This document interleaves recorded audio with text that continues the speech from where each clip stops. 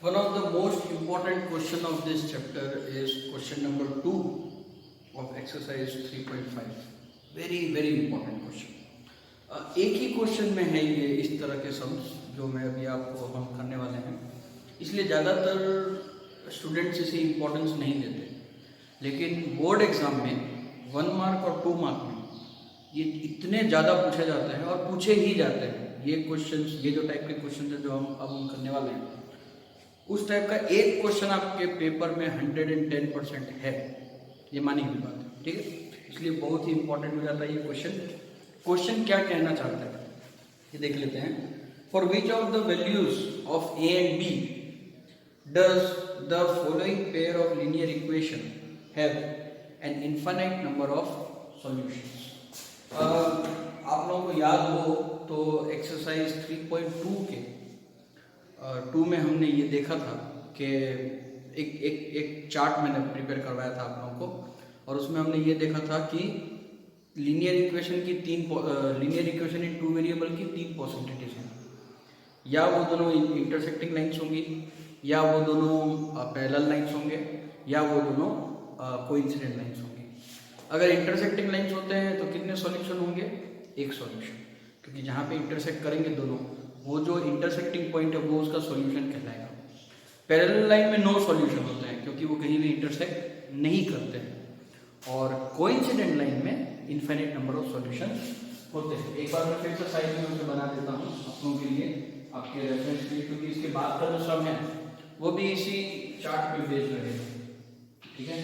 तो देख लेते हैं हम। इफ इट इज इंटरसेक्टिंग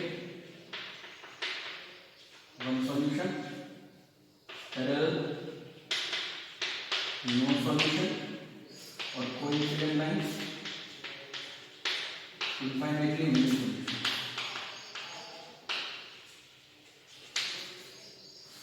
अब ये तो ठीक है, चलो पता चल गया कि इनफाइनाइटली सॉल्यूशन होते हैं, नो सॉल्यूशन होता है, एक सॉल्यूशन। लेकिन वो कैसे पता चलेगा? वो भी हमने देखा था कि अगर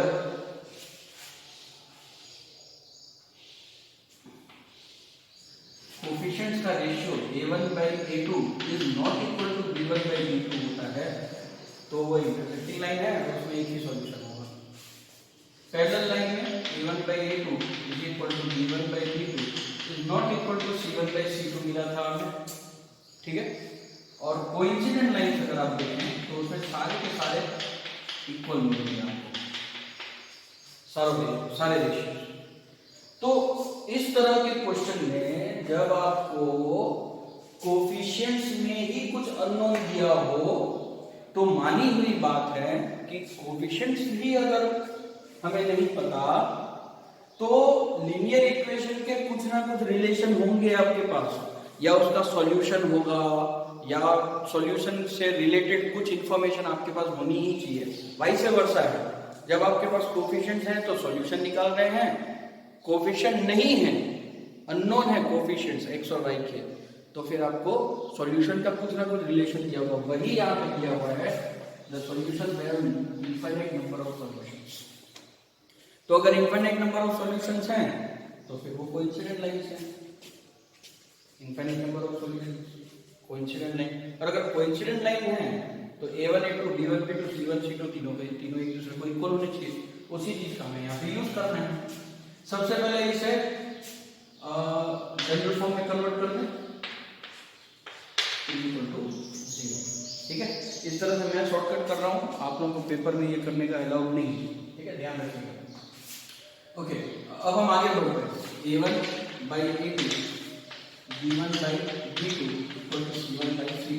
अपने आप लिखना है for we know for infinitely many solutions, a1/a2 equal to b1/b2 equal to c1/c2. Therefore 2 upon a minus b is equal to 3 upon a plus b is equal to minus 7 upon minus bracket 3a plus b minus 2, ठीक है। Minus minus cut कर दीजिए।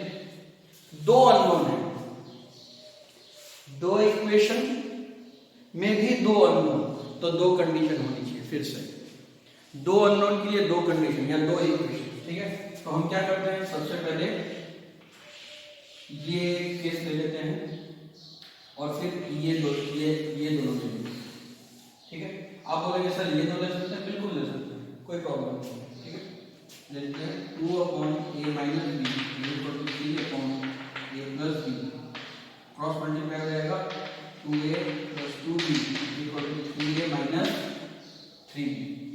सो ये देगा आपको 2a minus a is equal to minus 5b। So a is equal to 5b, इसको रखिए। Second equation देख लेते हैं, 2/a minus b is equal to 7/3a plus b minus 2, 3a plus b minus 2। फिर से cross multiply 6a plus 2b minus 4 equal to 7a minus 7b। इधर आ जाएगा a हो जाएगा minus a is equal to